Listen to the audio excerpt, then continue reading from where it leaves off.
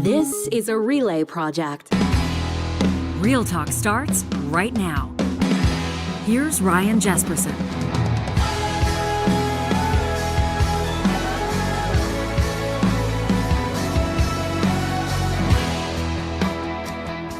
Grateful to have you here with us. In just a second, conservative commentator Sean Speer.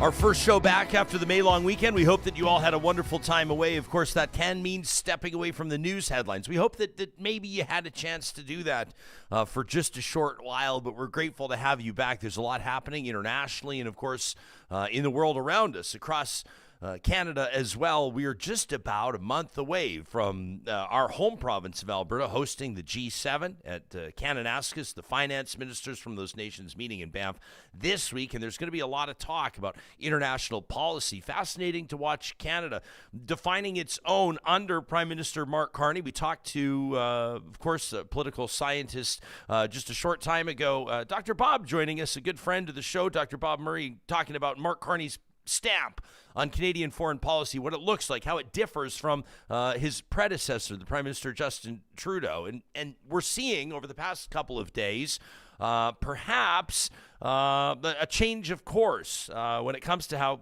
the position that Canada is taking with Israel in particular. A joint statement from the leaders in Canada, Britain, and of course France as well, telling Prime Minister Benjamin Netanyahu and Israel, if it continues its offensive against Gaza, that there will be consequences, potentially sanctions. And the Prime Minister's spokespeople over the past couple of days, unable to provide further details on what further action might look like, but it's got everybody wondering. We'll get to that, along with Mark Carney's missed cabinet opportunities. That's what Sean's been writing about at thehub.ca in just a moment. First, want to let you know that this episode of the show is happening with the presenting sponsorship of We Know Training. This isn't just another training software company. We Know Training partners with governments, regulators, and businesses across the country to manage entire credentialing programs. Think of it as plug-and-play training that's built for trust, compliance, and real-world impact, led by subject matter experts and lifelong learners.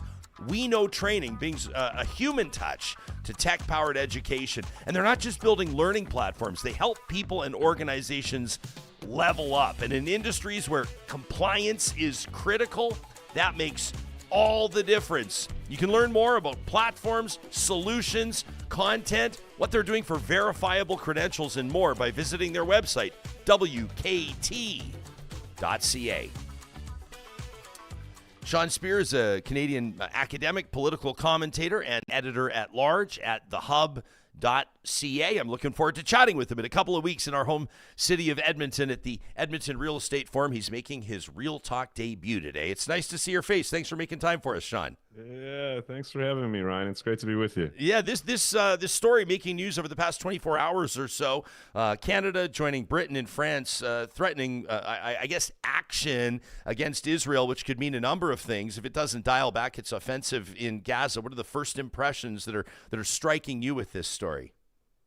Yeah, there's so much to say. There's the international angle, and then, of course, there's the domestic angle. On the domestic front, Ryan, one thing that I know you and others have talked a lot about is the unique political coalition that helped Mark Carney win re-election in April.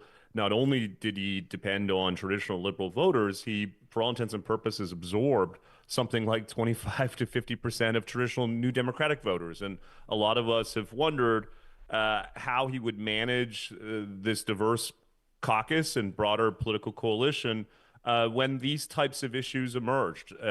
Really, since October 7th, on the attacks against Israel and the subsequent military operation into Gaza, this has been an issue that has divided the Liberal Party, that has created tensions within progressive politics more generally. And I think you've seen that play out in the last parliament and in the early stages of the new one, where Mr. Carney comes down in support of Gazans and Palestinians in a way that is probably going to create some pushback and tensions within his own caucus and party. And I think in a way, Ryan, in that sense, it reflects something that we're going to see more generally over the coming months and years as Mark Carney tries to balance the interests and perspectives ranging from Bay Street capitalists on one hand, to more progressive social activists on the other, who now make up the modern Liberal Party.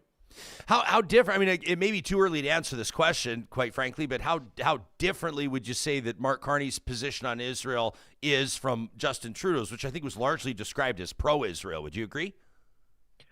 Well, I think Mr. Trudeau struggled with these same tensions. You'll remember in the last parliament, something like 40 members of the Liberal caucus were prepared to support a motion put forward by the New Democrats on these questions, and Mr. Trudeau had to bob and weave to try to hold this caucus together. You're in Alberta, Ryan. One thing that Jason Kenney said to me a few years ago was that the COVID-19 pandemic was perfectly calibrated to create tensions on the political right.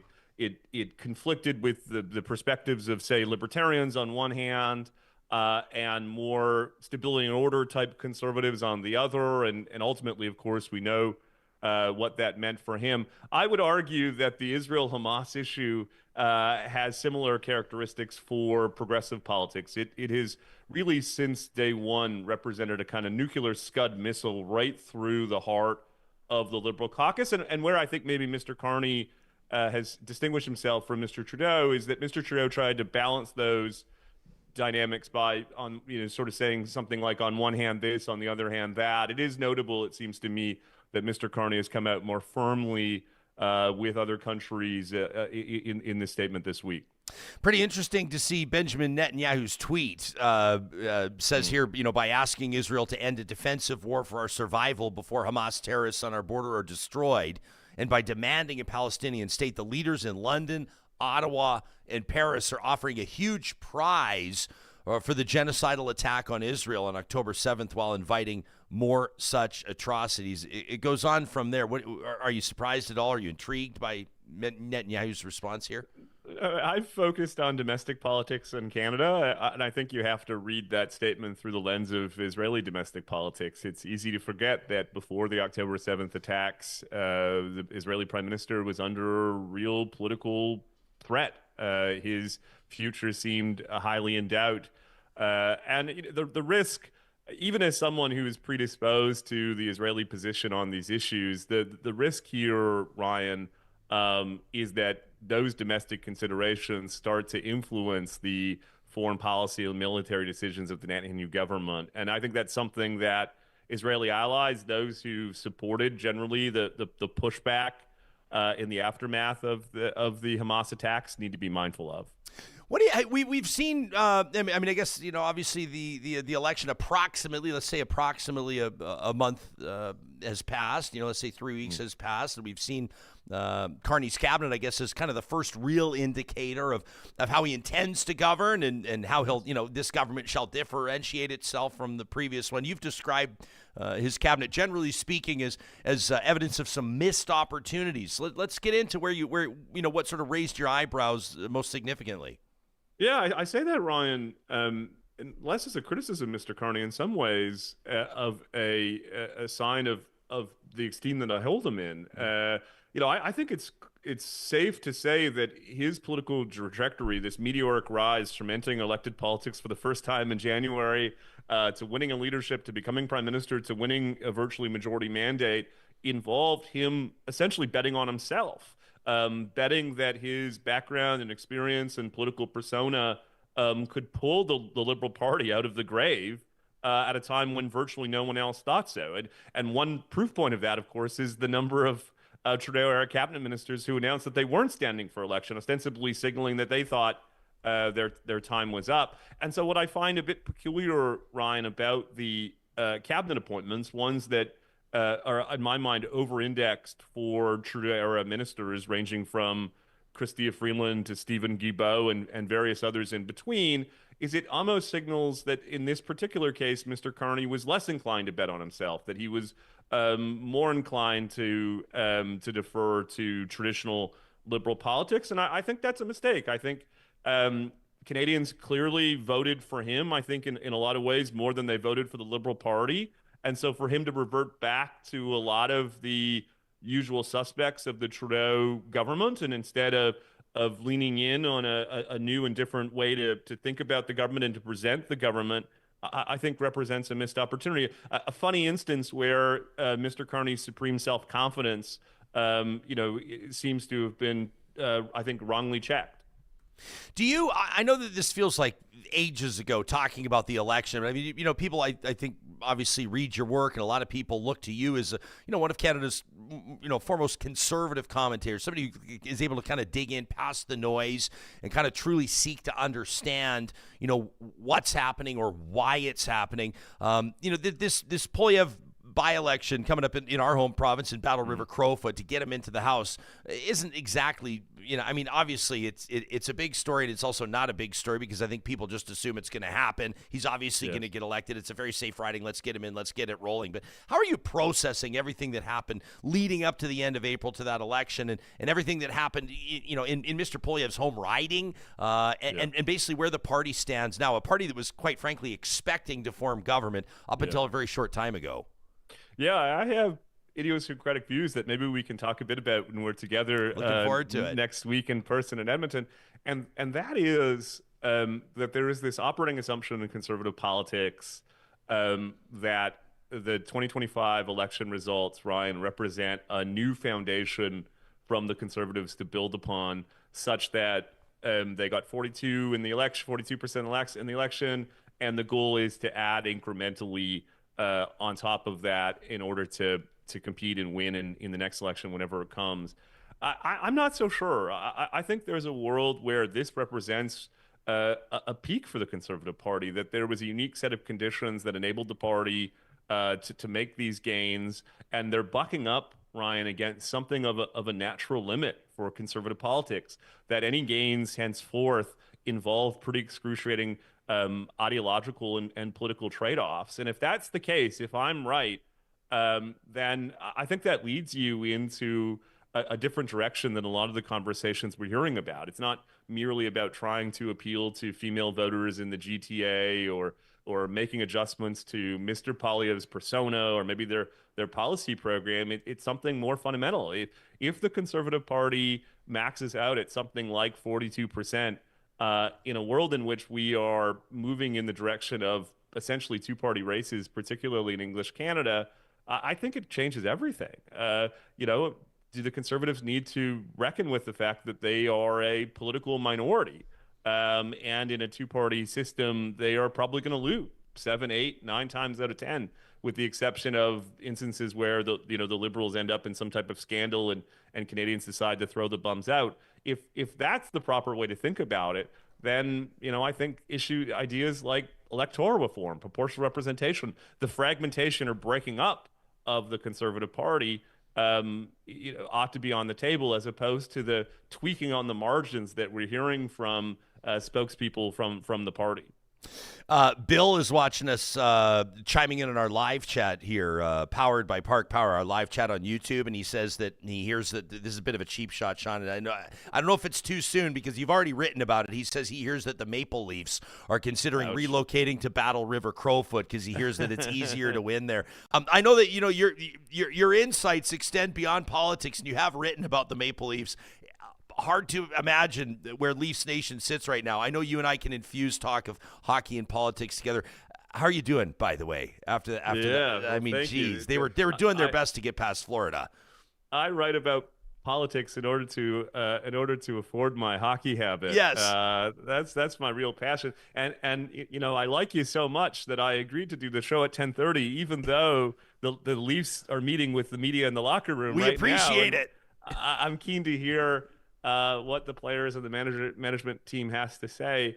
I think in a way, Ryan, there's an analogy between the Conservative Party and the Maple Leafs, if you'll permit me. Let's go. I think one way to think about the Conservative Party over the past couple election cycles that they've tried different approaches to ultimately win. In the case of Aaron O'Toole, he operated on the theory if the party made adjustments, if it moderated itself, it may lose some support on its right flank, but it would offset those losses by gains with non-traditional voters, particularly in urban and suburban ridings. And that approach failed. For all of the gains that he might have made with non-traditional voters, the People's Party went up to north of 5% and cost the Conservatives ridings across the country. In 2025, Pierre Poilievre essentially did the opposite. He worked to consolidate the right, essentially drive the People's Party into the ground. In many ridings, it was 1% or less.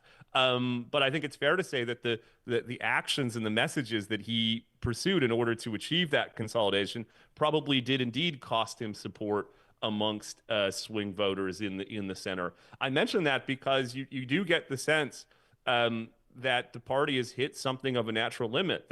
That at this stage you can make adjustments, but there is something kind of structurally limited or flawed with the Conservative Party. I think the same insight extends to the Maple Leafs. They've tried different coaches, different management teams. They've tried different mixes of players. But everyone seems to be reaching the same conclusion, which is there's something structurally flawed with the way that the team has organized itself. So in that sense, the Maple Leafs seem poised to address those structural problems rooted in the disproportionate share of the salary cap dedicated to Marner, Matthews, Tavares, and Nylander. And the question before the Conservative Party is, what stage is it at? Is it at year 9 of the Maple Leafs experiment, or are they going to run some number of more elections before reaching the same type of structural or fundamental conclusions that the Maple Leaf fandom seems to be reaching about its team? Yeah, I don't know if I try to get cute and to draw a parallel between like Pierre Poilievre and Mitch Marner, but there's obviously going to be questions.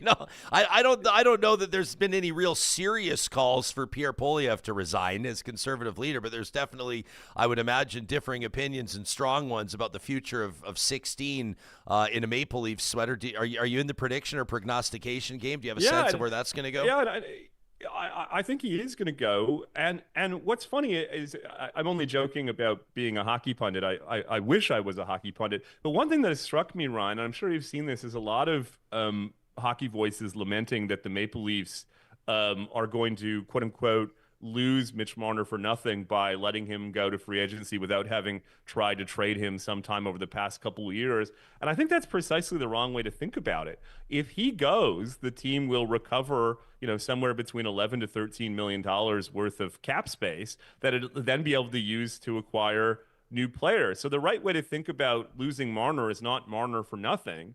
It will be Marner compared to the players that they'll be able to bring in with the resources that otherwise would have gone to them. One of the most fascinating parts of hockey in the cap era is cap space itself is an asset. And we know that, of course, because at various points, teams have traded in order to obtain that type of cap space. So it's a massive summer for the Leafs that will define the future of the team, not just whether they let Marner go, but whether they can make the case to Leafs faithful that they've used the resources in a more efficient way that makes the team more effective and balanced. And again, at the risk of a kind of tortured analogy, what worries me when Andrew Scheer and others say everything is fine with the Conservative Party, we just need to make some adjustments on the margins, they sound a lot like Kyle Dubas and Brendan Shanahan and others talking about the Maple Leafs over the past several years.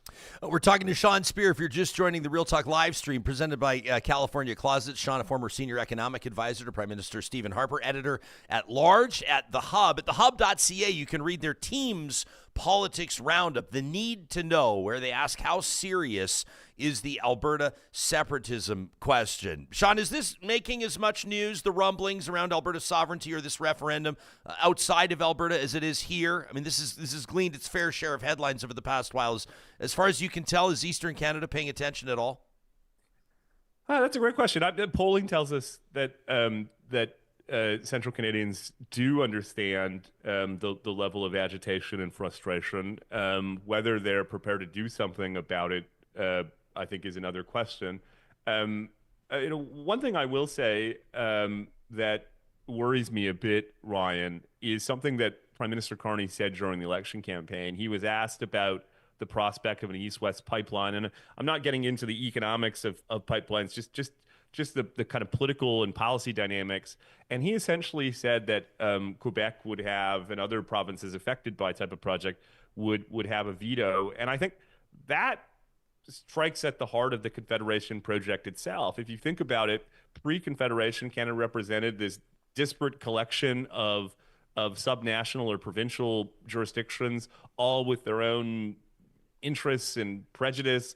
And the whole purpose of Confederation was to create a national government that would protect and advance Canada's national interests. And if you say to Alberta that individual provinces are going to have essential vetoes, it really, in my mind, erodes the basic case for the national government and Canada itself. And I don't claim that these are easy issues. Managing the different perspectives across the country is, of course, challenging. I saw that firsthand when I worked for the Prime Minister. But if the Prime Minister essentially says to Alberta, you're going to have to enter into commercial financial arrangements with individual provinces to essentially buy their support for pipeline construction, then I think it risks leading Albertans to the inevitable conclusion that they might as well do that as an independent country. And so I think we're at a moment where we need to make the affirmative case for Canada. I think it's overwhelmingly compelling, and I know that most Albertans agree with me,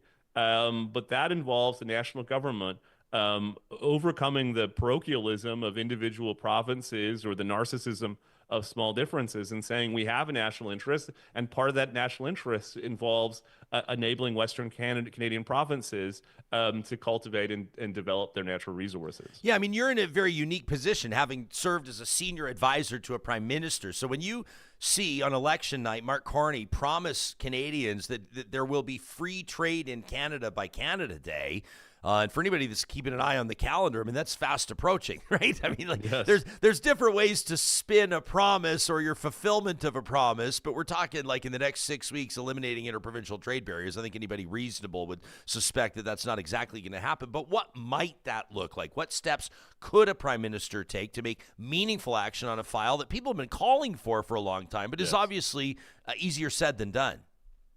Yeah, I also have a bit of an idiosyncratic view on this, and I apologize in advance if this gets a bit wonky, Ryan. But one thing you discover is that a lot of so-called interprovincial trade barriers are just regulations and policies in individual provinces that have built up over time that aren't really the subject of deep political commitment or ideological commitment. It's just the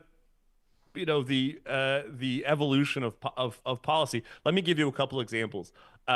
If you're a restaurateur in Lloydminster, Alberta, you have to renew your restaurant license every 5 years. If you're a restaurateur in Lloydminster, Saskatchewan, you have to renew it every 3 years. That is not a matter of political principle for either government.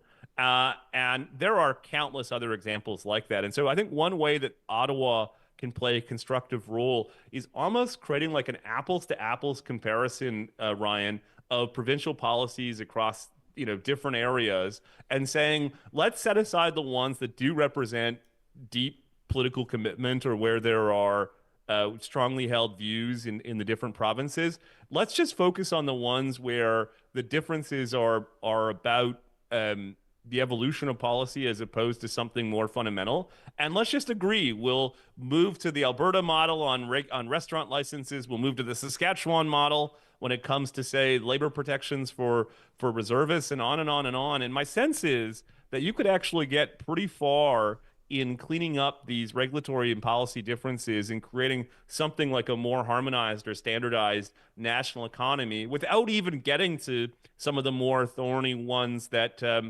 will risk being showstoppers. That, as I say, that's a bit wonky and technocratic, but I think that's precisely the type of thing we need to see from the national government, as opposed to kind of imposing itself in some of these instances. It can play a more constructive role by enabling provinces to make better decisions. Kenzie in our live chat basically says, how hard can it be to make this happen? Matthew says, I think Carney's walking a tightrope on the pipeline issue in particular. He says Alberta's sovereignty is fueled by support for pipelines, while Quebec's sovereignty fueled in part by perceived overreach by the feds. Pretty interesting. I'm not sure if you saw this story. Did you see Danielle Smith? She does this radio show on the weekends. Yes. And she described Quebec's Premier Francois Legault's comments on pipelines, the recent comments, as a massive breakthrough. He basically, in an interview on the podcast Contact, suggested that there may be a growing openness in Quebec toward a new pipeline, specifically in relation to the Trump presidency and Canadian energy sovereignty and the like. What do you make of that? Well, one would like to think that's true. But in addition to the Canada-U.S. relationship and the flare-up of Alberta agitation, the other big file that Mr. Carney and his team will no doubt be mindful of is the 2026 election in Quebec, which is, I understand it, if it were held today, the Parti Québécois would probably win, and as such, a potential referendum would be back on the table. The Liberal Party under Carney made gains in the province of Quebec. His Quebec caucus will now be a major part of his governing coalition. And it gets back to where we started. The coalition that Mr. Carney put together to win this improbable election was enormously impressive as a matter of politics, as a matter of governing on pipelines, on the Israel question, and on various others. It's going to take real skill to hold it together. And so in that sense, Ryan, I'm a little less optimistic, notwithstanding Premier Legault's comments that I suspect Liberal MPs from Quebec will be encouraging Prime Minister Carney to tread carefully with an eye to the Quebec election in the latter half of next year. I enjoyed your piece. People can check out thehub.ca. In closing, I wanted to make sure we touch on this because, Sean, obviously this show reaches, just like your pieces, folks in urban areas, folks in rural areas. And you've written about how Canada's rural areas are falling behind. And you talk about ways to make them thrive. Obviously, there can be provincial policy at play here. There can be big federal plans at play here. What's one thing you'd like to see, let's say over the next 6 to 12 months, that could help maybe close that rural-urban divide and make meaningful progress? There's a lot of areas, economic stagnation, obviously healthcare deficiencies and the like. Yes. Where would you like to see a meaningful start? Yeah, I'm so grateful that you raised this. I grew up in Thunder Bay, Ontario, which isn't quite rural, but it has rural sensibilities and some of the economic characteristics of deindustrialized rural parts of the country. And I think it's important to understand, Ryan, that the growing urban-rural divide, particularly with respect to economic activity, investment, employment, and so on, is not a function of, not a case of markets malfunctioning. It's a case of markets doing precisely what markets do, which is to allocate scarce resources to their most effective and efficient use. The reason I say that is if we don't like those outcomes, if we want to try to balance economic activity in our country, you won't be able to rely on markets alone. There's going to be a role for public policy, and that, of course, as a conservative, makes me somewhat uncomfortable. It involves the government kind of quote unquote picking winners and losers, the risk of distortions, all of the rest. One idea that I've been drawn to because it aims to address those risks head on is something called opportunity zones. It's a bipartisan idea in the United States, launched in 2016, so it's been in effect for almost a decade. It seems to be producing positive results while trying to minimize the extent to which the policy intervention is creating some of the challenges that these typical economic development or rural development policies do. I won't get into all of the weeds, but in a nutshell, it involves a set of tax preferences for investors to deploy their investments, not just in Montreal, Toronto, Vancouver, Edmonton, and Calgary, but in rural and economically distressed communities. I think if we accept that the growing economic rural-urban divide is a problem, then thinking about something like opportunity zones, in my mind, is a nod in the right direction. It's a way to try to boost private investment in the parts of the country that need it most. Opportunity zones. I like that. I was driving the QE2 highway from Calgary back to Edmonton late last night, and this billboard caught my attention. Just says $50,000 in huge font across the billboard. And it's this town, Vegreville, east of Edmonton, doing its best to attract people to bring their families out there, to build their homes out there. Obviously, that's more of a grassroots initiative there, but it caught my attention. It was something that the billboard worked. Whether or not the campaign does remains to be seen, I guess. Yeah, well, now you're really going to get me wonky, and maybe we'll have to talk about this over beers next week when I'm with you at Edmonton. But one of the cool things about the Opportunity Zones model in the U.S. is it's a federal framework. So the federal government has enacted, as I say, these tax preferences to try to push investment into rural and economically distressed communities. But what's fascinating is it has led to states building on that regime and developing their own unique policies, some localities doing the same, and even down to the civic or business level in Erie, Pennsylvania, that sort of ground zero of deindustrialization. The Erie, Pennsylvania Business Group has basically committed to matching investment that companies or individuals are making through this Opportunity Zone model. So it can catalyze precisely that type of local ground up innovation that you mentioned in Vanderbilt. And in that sense, it should be an area of potential multi-partisan consensus. It's not a panacea. It's not a silver bullet.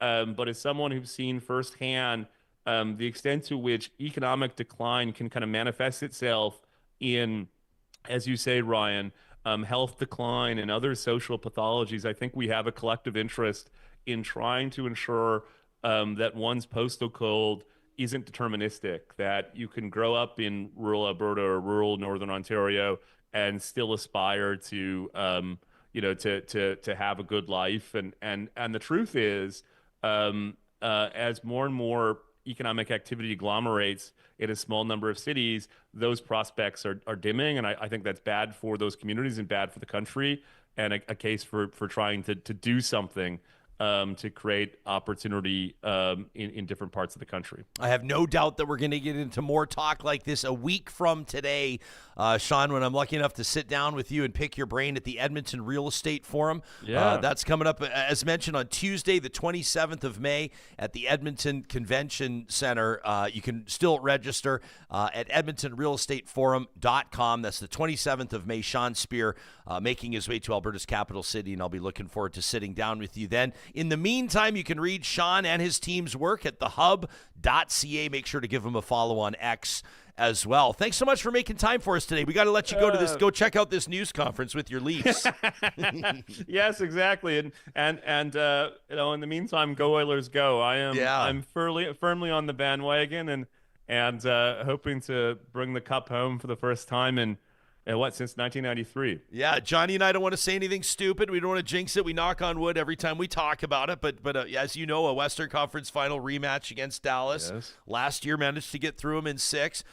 They're looking like a wagon right now, but we'll see. We'd like another shot at it, that's for sure. Yeah. Well, right. Anytime you want me to come on and talk about hockey, Ryan, you can count on it. Everything comes back to hockey. We appreciate it, Sean. We'll talk to you soon. You bet. Take care. You got it. That's Sean Speer, editor at large at The Hub. You can check him out at thehub.ca. Yeah, Johnny and I have to catch up. There's a lot that happened in the hockey world over the long weekend, and I was out of reception, by the way, so I had to wait. I found out everything when we got back into civilization just about 12 hours ago. So I had to level up my understanding of what had happened, and it's still all landing. I didn't even know about the Mark Scheifele stuff. Maybe we'll get to that in a second. Plus, there's other news breaking today in our home province of Alberta relating to the alleged AHS procurement scandal and more, and we want to get to that, plus more of your comments on what you just heard from Sean. That coming up in just a moment. First, let me remind you that these conversations on Real Talk happen with the support of amazing partners like our friends at Friesen Brothers. The garden centers are wide open right now at their participating locations. You can learn more on their website. That's friesen.com. Or, of course, just pop in, as you have done for many, many years, I'm sure. I know that conventional wisdom for gardeners, for those with the green thumbs, and typically I don't chime in on this because I kill every plant that I touch, but don't they typically say you got to wait till after the May long weekend to get your plants in the ground? Isn't that the idea? You don't put your hanging baskets out until after May long? Well, at Friesen Brothers, their garden centers, the soil, the plants, everything that is grown there is grown for what's going to thrive in this climate, in the province of Alberta. You can check out their Meadowbrook greenhouse and a video tour on their website, or again, just pop in. They're celebrating 70 years this year. Friesen Brothers, still Alberta grown and Alberta owned. Hey, speaking of Alberta owned, that's the same deal with California Closets of Canada. Proudly Canadian owned and operated, helping you make the most of your space with their custom organizational systems. Nobody does a better job than California Closets when it comes to helping you get organized, decluttered, and fall in love with your space again. Solutions for the entire home, including the garage, by the way. Was that your big project this long weekend, getting that organized? The garage is the workhorse of your home, so why not make it work a little harder for you? With custom-designed garage cabinetry, drawers, shelves, and specialty wall storage racks, they do it all at California Closets, guaranteed for life. You can request your free design consultation today on their website, californiaclosets.ca. It was an absolute honor to be able to tour the UCAN Youth Services headquarters again. Popped by for lunch just the other day to check in with the young people that are making their way through that Verto project. This is a ready-to-work project, kind of a 20-week pre-employment program that helps young people between the ages of 18 to 24 transition out of harm's way and back into school or into the workforce. You pop by UCAN, you're going to see young people with bright eyes and a willingness to learn. These are young people that are going to be equipped with the skills to go apply for work, to complete job interviews, and to enter entry-level positions into workforces where they're going to be making valuable contributions and, of course, creating opportunities for themselves. Young people that are transitioning back into school or employment and away from harmful lifestyles. This is a way to help them find success and independence. It's an incredible initiative, one that the Metro Edmonton region can be proud of. You can learn more about what they're doing there. Consider making a donation today at ucan.ca. And if questions around your financial security, your wealth management are keeping you up at night, you're watching world markets, you're seeing the headlines, you're wondering if you even have enough for retirement, or if your savings can withstand some of these rises and falls in the market, you're going to want to get in touch with North Road Investment Counsel, a steady hand and a studied voice to guide you through wealth and investing. Their team creates customized investment plans to help you achieve your goals with confidence. You can connect with Marshall and Carrie today. Get answers to those questions you're asking by visiting their website, North Road Investment Counsel at northroadic.com. As we officially check in with this show's technical producer on the heels of a long weekend and some major developing storylines in the hockey world. This is not a hockey podcast, but sometimes hockey is life. Johnny Infamous a few days away as the Edmonton Oilers waited to learn their fate, and now we know it will be a rematch of last year's Western Conference Final. The Dallas Stars taking on the Edmonton Oilers. And the year before. For a trip to the Stanley Cup Final. Yeah. Unbelievable stuff. I was, like I said, we were camping and wheeling and enjoying campfires among you were very quiet this weekend. I was like, he rainstorms. must be out of cell range. Yes, I was out of cell range. I put my phone in my bag and didn't check it for 4 days. Absolutely wonderful. But I did wonder how everything was playing out. Yeah. And it wasn't until late last night when I got home that I had heard the news that Winnipeg Jets superstar Mark Scheifele, a beloved player on that team, obviously, and one of the great players that's calling Canada home, had lost his father suddenly, but had still decided to play in a do-or-die game for the Jets. And what an unbelievable situation. I can't imagine. I mean, I know that he said his dad would have wanted him to play, which is why he was suiting up for his Jets. Ultimately, at the end of the day, the Jets unable to get past the Stars as they wanted to, losing in overtime. But Scheifele scoring for his dad, and then what a powerful handshake. Hockey, I love that hockey does this, the sport that shakes hands at the conclusion of every playoff round, but I don't know that anybody, I went and watched on YouTube after, I don't know if anybody's ever seen a handshake quite like that. Every player taking a meaningful amount of time with 55, with Mark Scheifele, just showing him some love. It was, what a powerful moment. Some the hockey, the cup is king, and you want to win the cup, and everybody's going to focus on the cup. But it also, you sort of saw that fraternity there. You saw a lot of love for the Winnipeg Jets star. Yeah, I mean, I say this all the time. How can you not be romantic about hockey? Just a game before, we had Jamie Benn punching Mark Scheifele while he's being held back by the refs, and then a game later, you have them literally, embracing and talking for over a minute. Usually it's just, hey, good going, sorry about this, sorry about that, see you on the next round, good luck. We saw some real embrace, some real emotion between Ben and Scheifele, and it just goes to show that, not that it's all smoke and mirrors, but it's a game, and there's more important things in life than the game. And I would have been happier either way if Mark Scheifele took the game off or if he played. And I think in the back of my mind, for someone like Mark, who's such a leader, and his dad was probably so proud of him, and, watching every game on the weekend and talking about his son constantly with the boys and whatever, I think he made the right decision. And his dad would have wanted him to play the game, especially such a important game. And, he didn't get the job done, but I think in the end, the Jets, that President's Trophy curse, number one, is just a banger. It feels like a real thing. It'll get you every time. But number two, Dallas was the better team. They were going to go on it anyways. But, just an asterisk there that's awesome is him scoring that goal and just, giving one more for his father on a day where maybe he wasn't feeling his best. That's just the thing where I'm like, man, how can you not be emotional about hockey? He didn't get it done, but just that little thing. Even the Dallas players, when he scored that goal, they didn't show a lot of it because they were focused on Scheifele. But if you watch some of the other footage, they were just even applauding. They were banging the sides of the boards. They knew that this was a huge moment for Mark. So congrats to him on that. And it's just hockey is just it's so awesome, man. It's so emotional. It's so the way things work out like a movie sometimes are just amazing. Yeah, and I think, for a lot of people, I would imagine that whatever your area of expertise is, or wherever it is that you've got a gift, or where you lose yourself, or whatever the case may be, when tragedy strikes, and I don't know the circumstances of his dad's passing or the health situation, my understanding that he passed suddenly and relatively unexpectedly, you sort of think, well, how could somebody possibly, go to work, so to speak? But you wonder if maybe like being on the ice is where he connects with his dad. Maybe being on the ice is where he's always been able to honor his dad. Maybe being on the ice is where he feels most supported, 100%. most loved. Maybe he needed to step away from the heaviness of and I bet you to a certain degree, I was talking about this with my wife, as she was filling me in on the story, as I'm coming out of the bush, just reeking like campfire, and she's telling me exactly what happened, and I'm sitting there just thinking, like, at the end of the day, this is probably like, you're in shock, I would imagine, right? Like you've just lost, losing a parent for most people would be obviously, there's life kind of like, before losing your parents and life after losing your parents, probably.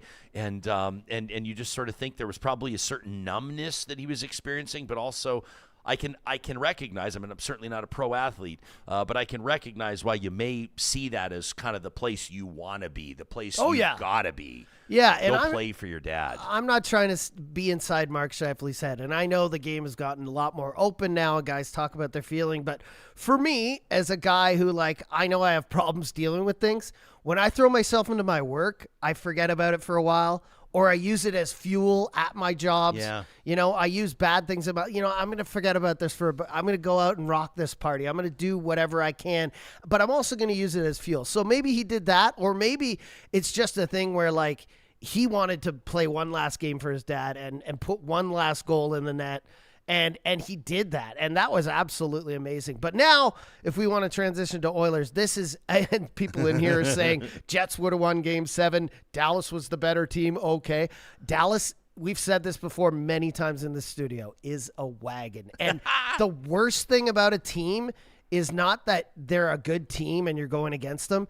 It's the revenge factor. And Dallas has been let down in this same conference, 2 years in a row now by Edmonton. They have got their fangs out. They have got, they want revenge here. And the upside for Edmonton, I think, is that we've had this time off. Number one, we're rested. Number two, and people may laugh at this, we've got two hot goalies. Guy coming off 6 wins and another guy coming off 2 shutouts. Yeah. There is no better position you want to be in right now. So I'm excited to see, Dallas is going to come out the gate just humming, Ryan. That. But also the Oilers are on another level where, I think last year it was like, okay, we got through that. Okay, we got through that. Okay, we got through that. This year it's like things are gelling. And if Ekholm comes back too in this series, watch out. Is that a rumor? I've been gone for 4 days. He was skating again over the weekend. He was skating over the weekend, and I'm not a hockey expert, but I watched some of the footage, and everyone underneath is like, wow, he looks a lot better than we thought. So there is a potential for him to come back in this series at some time. If that happens, I mean, we're firing on all cylinders. But again, I'm weary. I'm scared because I know Dallas, especially Jamie Benn, he plays so good when he's angry and when he wants revenge, and a lot of those guys do. And we're talking about Mikko coming back. We got the same guys, though. We got the same. Sure, we do. I'm not comparing the players, but the resumes are like the grizzled veterans, sure, right? Like Jamie Benn, I see Corey Perry meeting Jamie. I was Benn just going to say Corey bringing Perry. the same thing to the table. Do you know what I mean? But I love the Oilers. Like, Oilers are my team. But one thing we do is we kind of start a little slow, right? Which is fine because in the end, third period, we're the team that will turn you on your ass and score 3 goals and win the game or win in overtime, Connor de Leon. But I hope this series, I'm hoping to see the Oilers come out with a little grit early on, like those later games we saw against Vegas where they were like, no way, where Kane came out swinging and all. It just seemed like we dominated like 80% of the game. I would hope we do that early so that we can have a little reassurance on our backs, right? For sure. Vamp Fashions in the live chat, powered by Park Power. Get exclusive rates on internet, electricity, and natural gas by checking out parkpower.ca/Real Talk. Vamp Fashion says soon to be Toronto eventually losing is a guarantee we can all take to the bank. That was another storyline I couldn't wait. It's a wild feeling in 2025. I know that people are going to roll their eyes when I say this, but stepping out, like not having cell reception for 3 days in a row is actually during the playoffs. During the playoffs is a real thing. And so I was like, I'm wondering, how did the Toronto-Florida situation go? How did it all play out? And we see that Toronto forced a Game 7. I went back to the scores. I was trying to avoid the headlines. I went to the scores as far back as I could get. I go, okay, they forced a Game 7. And then I see the score of Game 7. I went, ooh, like they just got blown out by the Panthers in Game 7. And I hate to, like, I know that they're, they've got their legion of fans across the country. I got to be honest, I just love to see it. I just love to see the Leafs lose. I know. And I remember all the talk. We endured it for years, listening to Leafs Nation talk about who's the better player. Is it Austin Matthews or Connor McDavid? That has been answered long ago, although neither of them has a Stanley Cup yet. But you got different players. But like Sean Speer was talking about there, like this is a time, and we'll get back to politics in a second. But this is a time. This is like an existential moment for the Toronto Maple Leafs, because now you're looking at: are you going to offer Toronto's son, Mitch Marner? Are you going to pay him $14 million a year times 8 years, or are you going to go like Sean was talking about, spend the money elsewhere? But this is a huge offseason for a team with a rabid fan base that that now is looking at yet another year out of another year. Yeah, it's hard to imagine. They're mad. They're pissed off, and I don't hate that they're out. I grew up watching the Leafs. I grew up in Ontario, just outside of Toronto. So I don't hate that they're out. I would have loved to see Canada versus Canada in the final. But I will say that, like, it's really bad. And if they had played someone other than Florida and lost, it might have looked a little less worse. But Florida. Like, this is a team that prides themselves on having stars and scoring and having one of the best goalies, arguably the best goalie in the league in Bobrovsky. But one thing they do well, Ryan, and you may call it like, people may say it's not the best part of the game, but they just wear you down. They hit you, they check you, they do a few dirty things in every game. And by Game 7s, there are few teams that can stand up with this team because they are just so worn out. Yeah. And that would have been probably the biggest factor on this. But yes, I agree with you. Like, it's time to blow them up. And the Mitch Marner thing is the saddest, because you're talking about a guy he was like the betrothed, right? He grew up loving the Leafs. People told him when he was like 12 years old, you're going to wear the jersey. Yeah. The guy probably thought he would never leave this team. And seeing how angry he was, you've seen the clip where he's like, wake the F up to the team. He's basically screaming like, this last 20 minutes is my career. And I do think that he's going to go somewhere else. And I agree with our first guest. Like, that's not necessarily a bad thing for the Leafs. It's a sad thing, but opening up, over $10 million in cap space is never a bad thing for them. But it was just sad seeing that. And I watched it and I was like, this is probably one of the worst Game 7s I've ever seen in terms of like, it was that bad. Entertainment. I mean, if you're a Florida fan, you're a Florida fan, it was amazing, right? But it also scares me for what I think is probably going to happen now, which is an Oilers-Florida rematch in the Cup final. I love it. I don't see Carolina beating Florida because, again, they're just the better team. But if they do, that'd be great. I think Carolina's the better matchup for us because we can beat them more handedly. I'm not saying we can't beat Florida, but look at what happened last year, right? They did the same thing to us. They wore us down, and by the end, we were a bit tired. And, they won by like 1 goal. But that's what they do. They sneak in a sneaky one near the end, and then they just berate you with checking and throwing it to the outside. And that stuff scares me. I'm not saying, I'm just saying an Oilers-Florida rematch. And I know that a lot of people want to see an Oilers-Carolina rematch, too. You want an 06 Cup final rematch, maybe. But I like that. But we want to beat the guys who beat us last year. Well, and you remember, like, when Wayne and Mark and all the boys won their first Cup in 84. It was a rematch of the year before. Yeah. They got another shot at the New York Islanders, and they went and they beat them. And I think that's kind of like, it feels like a sword in the stone moment, It's sure. Like, there's like I like that. I'm not, like I said, I'm not saying we haven't even played one game of the Western Conference Final. Let's not get too ahead of ourselves. Yeah. John and I keep reminding ourselves of this every single week we talk. However, I'm just saying this from a storyline perspective. I really it's perfect. like it. It's perfect. And I think you see this more in the last 10 years. Like the teams that go on to win the Cup, they're on the precipice more and more every year, right? Yes. You saw Florida like, wow, they're good. Wow, they're in the final. Wow, they're in the final again. Boom, they win the Cup, right? And I think the Oilers are right there. That's what we've been the last 2-3 years. Is a little closer in the final. The final Game 7. I mean, can you get any closer losing by 1 goal in the final in Game 7? So I think this year is their year. And I do feel that, I mean, there's that atmosphere around the city like we're going to do that this year. And the best thing is people were underestimating us from the hop when we started in the playoffs. Not us, though. LA's too good Not this us. year. They're going to beat you. Oh, well, good luck getting by Vegas. They're a wagon. Like, handled Vegas like they won 1 game. Like, Vegas was no problem. Oh, Dallas, like I was saying here today, I'll go against myself. They're looking for revenge. Like, I think underestimating is, you see how Connor gets. Connor's being so emotional lately in the interviews when people are like, how do you feel about the defense? You guys were so much better this year. Connor's like, what the fuck are you talking about? We can play defense. We can play this. We can play that. Yeah. I think the people second guessing us just fuels the fire. So bring it on. I love it.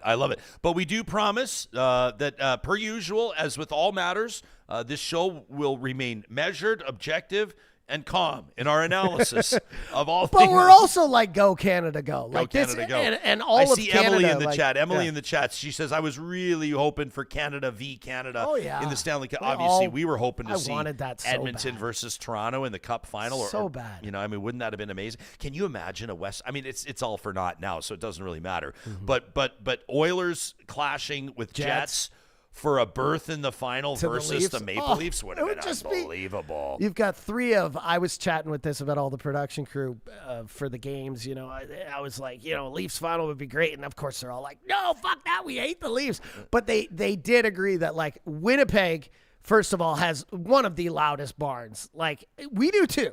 But it's hard to gauge during the playoffs who's louder. Edmonton, loud as heck. Winnipeg, wow, do they sing along to every song? But also, Leafs barn is loud too. And if they're upset, I mean, that's one thing I will say that is a little like, I did not like the booing of the team in the third period. I mean, go back and watch the highlights, Ryan. I know you haven't seen them yet. Booing in the third period.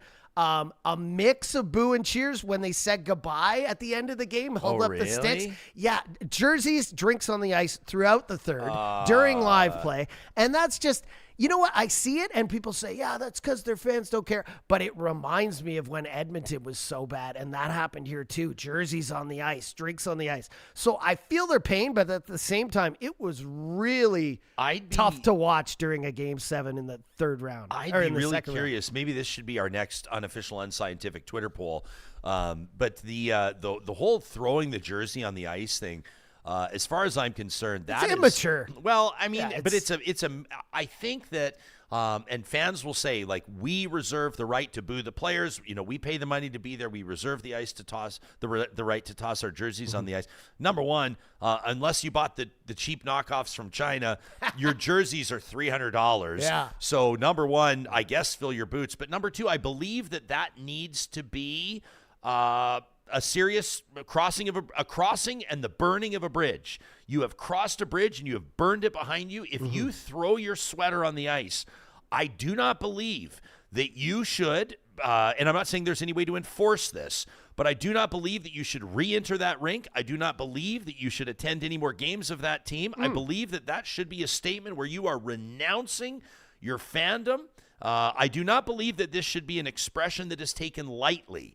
I believe that it is the equivalent of in a marital dispute of removing your ring and throwing it at the person. I don't think you remove your ring and throw it at your spouse and then go pick it up and then see if they want to meet you for dinner. I don't think that's how that goes. And I think that when you throw your sweater on the ice, you are done. This is your statement that you are actually finished with that team, because it's a major statement to the players. It's the visual of the. I mean, you know, like, and I'm sure other sports. I'm sure other sports have this culture too. No. But I've grown up around hockey. I've not grown up around football or baseball. But I do know that, like, you don't throw your hockey sweater on the floor when you're getting changed. You don't walk on the team's logo on the carpet in the middle of the dressing room. Like, you don't do that sort of stuff. And throwing the jersey on the ice, especially during gameplay when the players can see it, you'll see. I mean, players, it typically seems that it's goalies that do it, but players will skate over and pick up the jersey with their stick and either bring it back to the bench or throw it back into the stands. The players hate to see it. I think I'm not going to call it a Bush League move. I'm just saying you should do it with due consideration, and if you do it from an integrity standpoint as a fan, you should not show your face in that rink ever again. I don't agree with it at all. And I want to think, that's why I say it's immature. I want to think that it's younger fans. And I also want to think that they're not throwing, like, if you see a jersey on the ice, it's not a reflection of them being mad at that player. They're mad at the organization. Something's wrong here. Change things, right? They're throwing it on the ice to hit at upper management. But at the same time, I don't know anyone that would do this, Ryan, and I don't want to know them. I've never known a friend of mine or an acquaintance or even heard of someone I know saying, you know, so-and-so threw their jersey on the ice last night. I assume that these are either young fans or people that I would never even want to speak to. Or they're hammered. Because they're ridiculous human beings who do things, like you just said, throw weddings rings at people or change on the drop of a dime, have no belief and no like they don't want to go for the long haul, right? But I do agree that, like, you know, in situations, and we've seen it here in Edmonton where jerseys go on the ice, that they're not saying F you David, or F you Austin Matthews, or F you Mitch Marner. They're saying, hey, something is wrong here. But at the same time, like, we all knew that in Game 7 against the Leafs. We were like, this isn't working. Like, if it doesn't work this year, if they don't make it to the final and lose in 6 or 7, we knew things were going to get blown up. But, like, when you take each individual player, John Tavares, Austin Matthews, Mitch Marner, Morgan Rielly, we would take any one of those guys on Edmonton. They are great on their own, but like together, there's something that doesn't mix. It's like the tinkering with Edmonton. We had this good balance, but like it wasn't working. Slowly, we've added a piece here, a piece here, a piece here. Now it seems to be working the last 3-4 years. But with Toronto, it just hasn't worked. How about this? This is one of my favorite handles in our live chat, powered by Park Power. Soon to be deleted. That's a great handle. Soon to be deleted. Says, at least losing to the Leafs has been removed as a possibility for the Oilers. Says, I don't think I could have survived that. I was like, Jesus. Because can you imagine, like, you can say what you want about the Leafs, but in the playoffs, it's all about matchups. Like, how does the defense match up against their defense? And sometimes it's just a weird, like when Colorado beat us, we thought we were going to beat them, right? And then they were just, something about that mix, they toppled us, right? So I'm also kind of, that's the one thing I'm glad about is, like, would we have wanted to lose to Florida and then Toronto back-to-back for the Cup? That would have just been, put your head in a paper bag. But then again, can you imagine a cup win more sweet than beating the Leafs? I was just saying, like, the amount of fans that would travel back and forth. Like, buy WestJet stock if those two teams are playing. I was afraid if that happened, like, the Moss Pit would be like half Leaf fans. You know how it is for games. Like, but at the same time, I kind of wanted to see that. Like, I wanted to see all of Canada traveling back and forth and being at both games. And can you imagine the prices of those tickets? Oh, dude. What they would have been. Tommy Temper's watching. He says, Oilers, elbows up. I like that. But no stupid penalties at the same time. Can we all agree on that as well? It's great to be back with you all and in the live chat. And we see, a ton of you chiming in as well. And I saw some of you even talking about like this from Ms. KD, bringing it back to the Mark Scheifele story. Says Ms. KD says, the day that my dad died, I had plans to go to a drive-in with my friend's family. I still went. But all I remember is just feeling so sad and wanting to cry but couldn't. I think it would just be different for everybody. But probably what you do in that moment would be sort of a reflection of maybe in a way of how you would connect with your parent or that person in your life, right? Lorraine, meantime, looking to talk politics, says this health scandal keeps getting worse and worse, and nothing happens.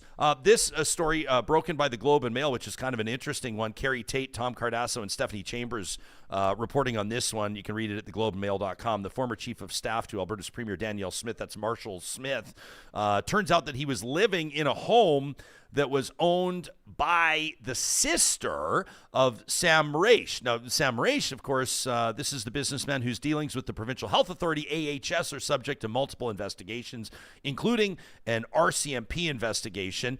Mr. Smith, who was served as the Premier's chief of staff between October of 2022 and October of 2024, lived at a property not far from the University of Alberta, a multi-million-dollar property, a $1.6 million Edmonton home, after it was purchased by Mr. Mraiche's sister, Fatima, in August of 2023. Obviously, both Mr. Mraiche and Mr. Smith, key figures in this story, the story of allegations around political interference in health procurement, including PPE. We're talking about surgical clinics. We're talking about government spending. Obviously, I think everyone is familiar with the story. These revelations made earlier this year by Athana Metsalopoulos, the former CEO of AHS, who alleges in a $1.7 million wrongful dismissal lawsuit that Marshall Smith himself, the Premier's chief of staff, placed pressure on her to take action that would benefit private companies, including those in which Mr. Mraiche had a financial interest. So this doesn't prove anything.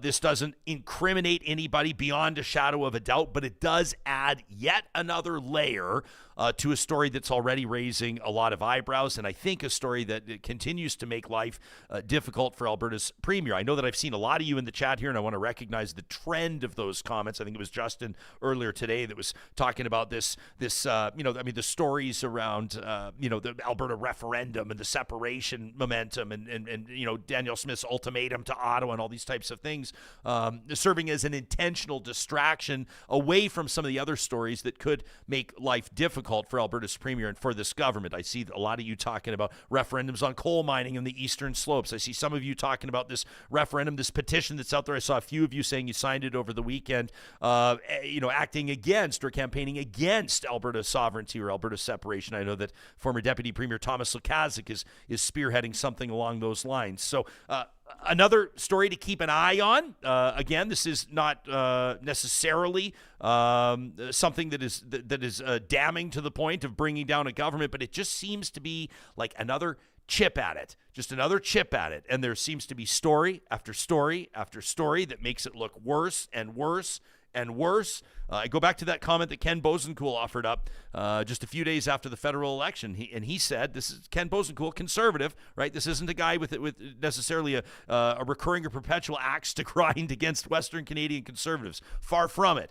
He says, I don't know if the provincial government is guilty on everything that it's being accused of. He says, but they're sure acting like it. And this is a story that, again, residing in somebody's property, is that inherently, is it illegal? No. Is it unethical? Potentially. But it looks really, really bad. And again, that's a story that the Globe and Mail is breaking just within the last 24 hours or so, and one that we'll continue to keep an eye on. We've also, of course, got a lot coming up over this next week, and we want to keep an eye on that. But I know it's so funny. It's like when you and I get back together, we talk about news and politics on the show all the time. But when we stepped in this morning, I knew, I was like, the game is looming. Edmonton-Dallas game 1. I know that we're going to talk about hockey. I know that Real Talkers have the bandwidth to get to both, and so we make you that commitment that we're going to continue to keep an eye on the stories that are making news now, on the sports front, on the politics front as well. But this is kind of an interesting one. Like Sean says, so Marshall Smith just lucky enough to like fluke into a free $1.5 million home. Now, the details are not that, and we don't know what he was paying in rent. I don't know anyway what he was paying in rent. And obviously he wasn't given the home and these sorts of things. But again, this is all optics, right? It's optics. And that's where I think that this becomes especially problematic. I see that some of you as well, of course, saying that this is absolutely nothing. Lauren says, Alberta, this is a soap opera for sure. Tony says, I've been reading that the rent that was being paid was that of a 1-bedroom apartment. See, here's the deal. Like, it all comes back to favors and favors being done. And that's where it gets sticky, right? This whole idea around the luxury boxes at the hockey games, the playoff games. That's one thing I can guarantee you that will be very different about this year's playoff run, John, is you're not going to be seeing elected representatives, chiefs of staff, or other political staffers in luxury boxes at playoff games. I can essentially guarantee you that that's not going to happen 2 years in a row. I would think as a politician, just stay away from that in general. Like, it's different like a concert. Like, remember Trudeau went to like the Tragically Hip's last show? Like, that's a little different, but like, I don't want to jump on the people who say this and be like, I agree with everything they say, but I kind of do like when politics stay out of hockey when it's politicians. I don't think, like, if the Oilers make it to the Stanley Cup final, Game 7, I don't want Carney there. No matter how much he loves the team, I don't care that he skated with them. Like, just stay out of it because it's a bad look. And I don't know any politician who has a team that would say this is a good idea. So yeah, when the Premier was there, I thought that was a bad look. Now look what it's turned into. And I think just because of that, like you said, like, I don't think any Premier is going to attempt to, or Prime Minister, or like just politicians, just stay away from sports. Watch from home, watching your nice homes, go to your buddy's mansion, go into the backyard barbecue, go to a community event, like go to the Moss Pit, Mark Carney, if you want, and see what happens there. But you know what I mean? Do not go inside and try to stand up and do the wave, and do not get pictured in a luxury box. That's just the worst look. Yeah.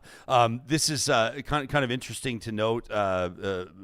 Mr. Smith, for what it's worth, says that he's suing. So it wouldn't technically be counter-suing because Ms. Menthalopoulos is suing the Alberta government for her dismissal, as Alberta Health Services CEO. She's, by the way, obviously, I know that some of you write in and ask, are we going to interview her? Are we going to talk to her? She's declining interviews, and I'm sure on the advice of her lawyer. But Mr. Smith has stated, as is reported in this piece, that he is or will be suing Ms. Menthalopoulos. It says that she's cherry-picking details in her case, and also has stated that he'll be suing the Globe and Mail for its reporting on this, which is interesting. Super Chat Ken pointing out that he says, Mr. Smith was paying ostensibly his rent to this property, which is described by his spokesperson as an appropriate rent for the property. They don't fix a number to it, but Ken says, well, yeah, he's paying for it out of his accommodations allowance, his allowance, which is afforded to every MLA, or at least most MLAs living outside of the Metro Edmonton region, which totals, are you aware of how much this is? This is a decent amount, man, on top of what they're making, $23,160 a year as an accommodation allowance for elected MLAs. Now, I understand that you can't expect representatives from like Southern Alberta, Northern Alberta, from areas that are, it's unreasonable from which to commute to, when they need to be at the Alberta legislature, when it's in session, et cetera. I mean, it comes with the job, it comes with the territory. I'm not cracking on the obvious necessity for these types of benefits, but almost $24,000 a year for a living allowance, which, by the way, can be applied to a mortgage. Really? Oh, yeah. So, like, if you're elected, let's say you're an elected MLA out of Calgary. Well, that is a mortgage. And so you buy a condo in Edmonton as an investment property, but you're living in it when you're in Edmonton, and you're receiving essentially $2,000 a month, right? Just under $2,000 a month. That's a mortgage right there. To basically pay off the mortgage. That's a nice added little perk for an elected 100%. representative, isn't it? Remember back in the day, Derek Fildebrandt, he got busted because he had his place. I think he was Airbnb-ing it, so it was like he was kind of like double dipping on the taxpayers' time. And especially nowadays, so you're getting your mortgage paid on an asset that is appreciated. That seems a little. Contracts and the like I recognize that the chief of staff of a premier is obviously not an elected representative, but he did sign an agreement that provided that housing allowance to the chief of staff equal to what members of the legislature who live outside Edmonton receive at the time. Now, if you can get that written into your deal, then good for you. That's probably part of recruiting somebody that you want to get. You got to offer and dangle those carrots that are going to get them there for you. To leave whatever employment they had before, or to sign up for something that obviously has a bit of a shelf life. Like you don't see, there's not like a lot of like chiefs of staffs to premiers or prime ministers that are in the role for like 15 or 20 years for obvious reasons. These are like, it's probably a little bit disparaging to describe it as a flash in the pan, but they're types of opportunities, the senior political staffer roles that come with shelf lives of let's say 6 to 36 months. And so you kind of know, and that's why when a lot of people look at some of the compensation that's paid, like in severance as an example, I think of, for example, when Premier Alison Redford left, and I remember that her chief of staff at the time, I think, walked with like $300,000 in severance, and people kind of looked at that, Stefan Baranski, and they kind of looked at that. I may be off on the number. Let me just put that on the record, but I think that it was around that total. It was a number that struck most people as astronomical. Like how is it possible that somebody would be handed a severance like that? I mean, it's worked into the deal. It's worked into the contract, and a lot of times it's like, here's the contract's end date. Every deal's going to be different. Obviously, we're not privy to those deals. This is fair commentary on the spirit of that type of industry. But you get something written into a deal, and then you're let go early. We joked about it with Stephen Carter, who was on the show a short time after the federal election. You remember that? I mean, his severance, he was paid a handsome severance when he was cut loose as chief of staff for Calgary's mayor, Jody Gondek. But the same deal. The severance is very high because the tenure of his employment was very brief. Yeah. And, that's just kind of how it goes. Yeah. But I think that when the terms and conditions of these employment contracts are dragged into the public eye, and all of a sudden for public consumption in a circumstance like this, when you're talking about beautiful accommodations near the University of Alberta in a $1.6 million home, people watching right now from Vancouver are thinking that's a crack shack. Yeah. They're going, $1.6 million. What's the big deal? That's a train car in the backyard of a nice Kelowna home. That's a nice pad in Edmonton. Yeah. Obviously, people are going to sort of be raising eyebrows. Yeah, Alberta Girl says, Jespo, don't forget, Marshall Smith unexpectedly retired at Christmas right around the same time all this shit was hitting the fan. And of course, that's obvious. Even at the time, I know that some people believed when Marshall Smith left, a lot of people believed that he was going to join Pierre Poilievre's team. And maybe in particular to start taking on an increased role when it came to social policy, to drug policy. Marshall Smith, a recovering addict himself, and he deserves commendation for that, but is kind of widely regarded as the architect of Alberta's approach to the opioid crisis and other social challenges. Epidemics, you might describe them as. And it's a controversial approach for sure that's focused more on the recovery model over harm reduction. In plain language, defunding or underfunding things like supervised consumption sites and opening more doors in detox and recovery centers. But that ultimately I don't think is the case. I think it's obvious now that Mr. Smith did not leave to join Pierre Poilievre's team ahead of the election, obviously, because it didn't happen. But Alberta Girl's right. I mean, maybe where there's smoke, there's fire in this circumstance. Time will tell. Sure. Yeah. And going back to the allowance, I don't mind the little perks. I feel like somebody else said in the chat, and I kind of agree with it. Like, for a lot of politicians, MLAs, whatever, it is a bit of a thankless job. It's a stressful job.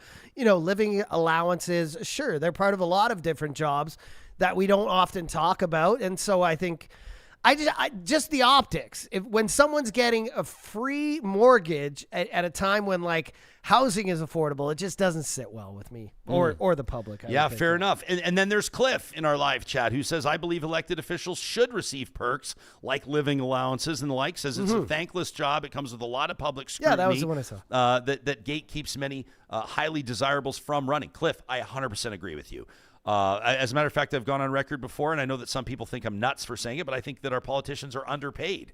I think that we're going to be talking a little bit more as we make our way through the summer into the fall about municipal politics in our home province of Alberta. There's municipal elections coming up on the 20th of October, and I know for a fact that there's a lot of talented people, a lot of people that would bring a lot to the table that could serve as city councilors, that could run for mayors or reeves in their communities, that won't do it because, quite frankly, their family can't afford the pay cut, and they're not interested in taking a pay cut from whatever their private industry job is or whatever they're doing, maybe in the public sector. But it just doesn't make sense for them, and it's quite frankly not sustainable based on their family's income and what they need to float their family month to month. And I do think that you need to make politics more appealing. You never want somebody that's in it for the money, but you got to pay your politicians enough to draw excellent people into the fold. Yeah, you don't got to match what they were making before, but like it's just a fact that a lot of politicians were successful people already. And that's why a lot of the times we want them in the positions they're in. Like look at Carney. Yeah. Like we want someone who understands the economy. A lot of time the MLAs, your mayors, whoever are elected, they've already been successful in other areas where they were making money. It's not necessarily like a privilege thing. Like they went to school, they were smart, they excelled in these areas, right? And we don't need to match what they were making before, but you're right. When your salary goes to like a third or half or whatever that you were making before, this is where we lose good people, right? Because they choose not to run. Tony says Manitoba's Premier Wab Canoe was at a Jets game, said, but he wasn't in a luxury box. He was in the cheap seats with the rest of the fans. Ah, that's what I like. Says politicians should go and support the team, but not on our dime. If you're out there and the fear of tomatoes and beer being spilled on you, I like that you got the balls to be out there with the fans. I like that you're in section 205. You know what I mean? Like, oh, you're talking really with the people. I'm like, get in there, bud. Let's see what you're made of. But we've seen prime ministers do that, and in bipartisan fashion. Like I've seen Stephen Harper. I've been at hockey games where Stephen Harper was in the stands with people. Yeah. And like you mentioned, Justin Trudeau as well. On several different occasions. Yeah. But again, nowadays we're in a fully functioning, fueled social media era where like if you go to a game, man, everyone around you is going to be recording you for like 3.5 hours. So it's a lot more stressful environment. Maybe not when Trudeau, but Stephen Harper's day, it wasn't as prevalent as it is now. So I would say it again, just stay out of the arenas, politicians. Lorraine says, Ryan, 100% pay politicians well, but also don't take money away from society's most vulnerable. That as well, Lorraine, right? Absolutely great point. You have to strike a sweet balance. For sure. I also have to, acknowledge, and I know that high-profile individuals don't always appreciate when you shine light on the security protocols that surround them. You know what I'm saying? So we've been asked in many circumstances. We've had a prime minister in this studio. We've had the premier in here several times, and high-profile, relatively private individuals as well. And we don't talk a lot about the security measures that are taken ahead of time. But I will just say, anytime that somebody like the Premier of Alberta is in here, anytime that the Prime Minister is in here, the security sweeps and the security presence is significant. Oh, yeah. And I would be fascinated. It would be fascinating to see the type of security that would go into placing a Premier or a Prime Minister in the stands at a hockey game or at a concert, where there are so many factors at play. Yeah. Right? Like you said, somebody dumping a beer on them. I mean, I guess, you could be kind of a hero for a moment. Like I remember, folks like, there was this guy, there's a bit of an extremist, a right-wing extremist down in Calgary. People will know the name Larry Heather. I hesitate to try to make him more famous, but Larry Heather was famous, an anti-abortion activist for spraying ketchup all over high-profile people. That was kind of Larry Heather's move. You remember Ralph Klein was pied before, right? Oh, yeah. Klein was pied right in the face. Yeah. Jean Chrétien, the infamous, the Shawinigan handshake, where somebody got too close to him and he took matters into his own hands and choked the guy out. There are those moments where people get a little bit close. Yeah. And we've had those conversations before, wondering if in Canada we're a little bit too lax, right? Where, the perimeter at 24 Sussex, the residence of the Prime Minister, or at least used to be, was compromised by a guy who like blasted down the gate with his pickup truck and found his way in, was on the property and in the home and those types of things. And we wonder kind of as Canadians, you're never going to breach the grounds at the White House. That's No. not, I mean, you're going to have F-18s or whatever planes they're flying these days, but you're going to have those overhead. But I mean, you just kind of wonder what it would be like to place, like, for a Wob Canoe or a Danielle Smith or someone to be right there in the stands. I would imagine they would have so much plainclothes coverage around them. They're probably buying up all the seats, definitely all the seats around that seat. I don't know if you could, but though. like, I would think Wob Canoe's pretty safe in the whiteout. Like, Jets fans are like pretty nice. They're all singing along. There's not many out of town fans at Jets games. Like, nobody, no offense, Winnipeg, but nobody wants to go to Winnipeg, like an American team or whatever. But I would also think, Ryan, the security just hates when they see this file or this email come across their desk. Oh, you're going to the fucking whatever concert? Great. Yeah. We'll bring this up. This was in the news last week. Have you seen Prince Charles's detail? One of the security guards has a fake arm. So I did see and that. they haven't replied about it. Obviously, again, we don't want to give away trade secrets, and they obviously didn't comment on it. But here's a picture. So one of them, presumably has a fake arm, and this is a tactic, like on a pistol, right? Yeah. Also, Putin's guys have been known to do this too. So they have the one fake arm, and then they've got a holster with their arm on the gun, ready to go at any time. So that's pretty great. That may be the lengths you have to go when you're at hockey games. Yeah, Wise Kyle reminding me when the Cessna landed on the White House lawn, 100%. Probably that was lucky crazy. that it wasn't shot out of the sky for sure. And then like others are saying, says that when you lay it out like this and you talk about the security challenges. Maybe there is a bit of an argument to have the politician in the box, right? Like Aaron says, after you hear all this and you consider the security scenarios, maybe there is a fair argument for the box. I think there's a fair argument for the box. Oh, for anyway. safety, for sure. Yeah. We talked about this as this, you call it scandal or whatever it is. I mean, it's certainly a real problem. We'll wait to see see what these investigations turn up. If all of the allegations prove to be correct, and if this is as messy as it looks, this is obviously the type of thing that could bring down a government. But at the same time, we've talked, and we want it like real talk. A lot of times this is where deals are done. Deals are done at hockey games. Deals are done on the golf course. And you look and you say, there was that one game in the series, the Vancouver Canucks and the Edmonton Oilers playing, and you had BC's Premier David Eby and you had Alberta's Premier Danielle Smith in the box together, and the two of them are talking. That's just real life. That's how things go. And I think it's ridiculous to suggest that people don't do deals on golf courses, that people don't do deals over lunches, that is how business happens.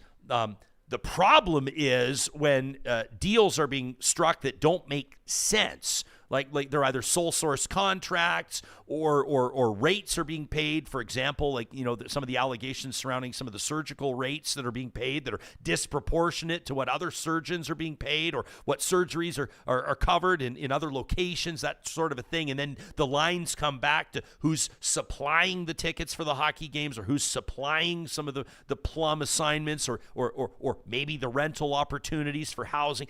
That's when it starts to stink. And that's why, obviously, I hate to be stating such an obvious thing, but that's why this is such a problem. You can always send us your thoughts to talk@ryanjespersen.com. Or if you're watching this episode on YouTube, go ahead and leave a comment on the episode itself. We do our best to get to as many as we can and to present some of those comments. Some of them qualify for the Flamethrower, which is our final episode every single week presented by the DQs of Northwest Edmonton and Sherwood Park. Your chance to present your hottest takes, to blow off some steam, and to let us know what you really think about the stories that are making news around you. We also bookend our episodes with positives. The first episode of every week, not quite yet, Johnny, but in just a quick second. I kind of threw you for a bit of a loop there. That was on me. You were selling it. It was. I was selling it. And what I should have said is, I should have said in 60 seconds. In 60 seconds. But he's just Johnny on the spot. He's so good at what he does. First, before we go there, I do want to just remind everybody, number one, that you and I are excited to welcome 144 golfers to the Real Talk Golf Classic. That's coming up on Thursday, the 19th of June at the Ranch Golf and Country Club. But if you are itching to play the Ranch before then, the good news is not only is it wide open for the 2025 golf season, but it is also looking fantastic. Real Talker Darren wrote into the show to let us know he played Ranch over the weekend, said that the fairways are looking absolutely beautiful. The greens, he said, are in mid-season form already. We're not surprised. That's why the Ranch is Alberta's top public course and the number one #1 course for golf tournaments. If you're in charge of booking the tournament for your organization, for your company, follow the golf tournaments link at theranchgolf.com. Their team will get you all hooked up. Nobody does a better job helping with the planning than the team at the Ranch Golf and Country Club. Also want to give a big shout out to Athabasca University and those Real Talkers that are studying at AU right now, pursuing your post-secondary dream. You know, there are so many different opportunities, world-class accredited online degrees and courses designed so you can complete your education whenever and wherever it works for you. You can explore the wide variety of distance learning programs and courses by trying out a single course, or of course you can jump into a full program. The choice is yours. You can learn more at athabascau.ca. On-demand professional development, flexible grad programs like that AU MBA, or even the open undergraduate programs. Nobody does it better than Athabasca University, counting tens of thousands of alumni in many, many different countries. Get your journey started today at athabascau.ca. I did see a note there from Noob Try Again, a wonderful friend of the show. We sure appreciate him. He says he's going to be back, Johnny, at the Real Talk Golf Classic. He says he's not going to be golfing, but he's going to be lending a hand. We do have some volunteer opportunities and some sponsorship opportunities still available, but that's always such a wonderful time.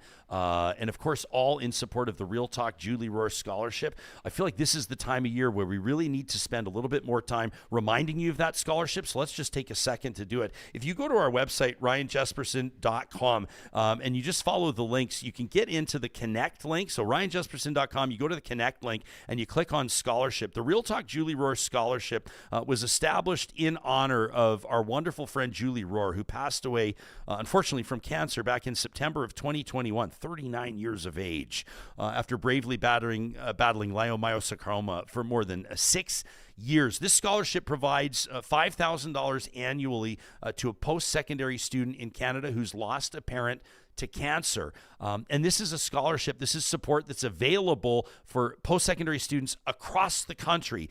You can download the application on our website. Again, you can just go directly to ryanjespersen.com/scholarship.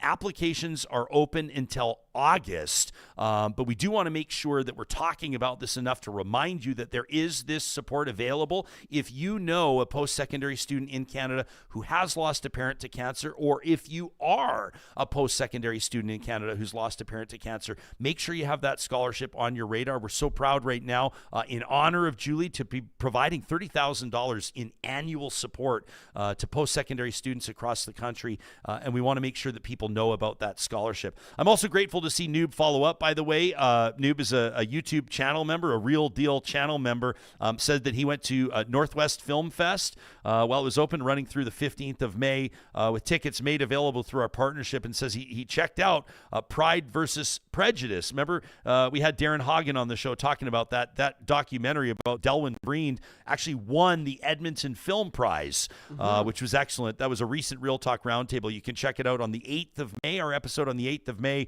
It was Alberta's Premier in Studio, Danielle Smith, and then a Northwest Film Fest Real Talk Roundtable. Noob says he checked that film out with his father-in-law, who was a teacher at King's during the time that Delwyn Breend was being pressured and fired. It says that it added insight. Seeing the film added insight to the bigger picture. Says he was one of the teaching staff that stood up to the board in support of Delwyn Breend. Says wanted to say thank you for the tickets. It says it was an amazing documentary and an amazing experience. Noob, we're so glad to hear it, and we want to thank you for your support of the show as well. Again, you can check out that Real Talk Roundtable. That was our episode on the 8th of May. Okay, now, John, why don't we get positive for a second? We hope that we've been positive all show long regardless, but our friends at Solar by Kuby every single week give us a chance to focus on a story of a random act of kindness or somebody paying it forward, a chance to steer away from the negativity of the news cycle and celebrate humanity. And I want to thank Brenda for her patience. You remember a week ago, this was ready, locked, and loaded for positive reflections. Something popped up more timely. And Brenda, we promised we'd get to your email. This to talk@ryanjespersen.com. She says, Real Talkers, I just wanted to share a little moment I witnessed a short time ago. She says it was that past weekend that stuck with me ever since. She says she was at her local dog park enjoying the sunshine and the chaos of dogs being dogs when she saw a boy, maybe 11 or 12 come through the gate with an older golden retriever.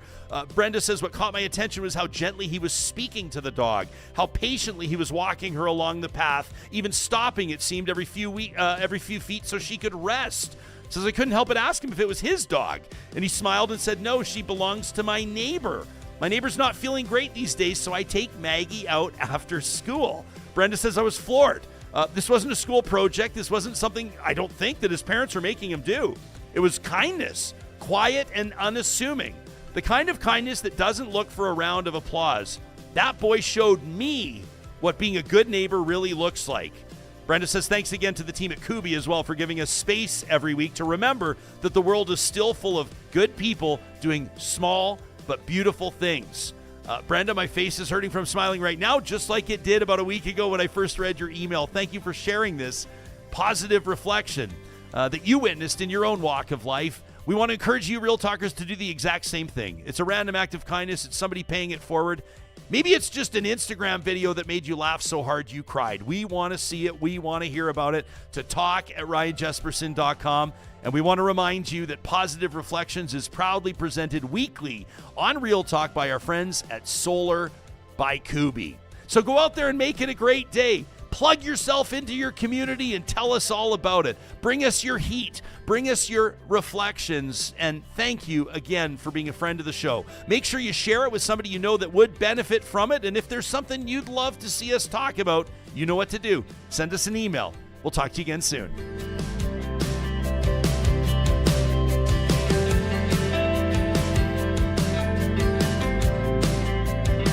Real Talk is hosted by Ryan Jespersen, executive producer Josh Dunford, technical producer John Hicks, general manager Katie Cook-Chivers, account coordinator Lawrence Derlego, human resources Lena Shepard, website design Mike Johnston, voiceover by me, Carrie Skelton.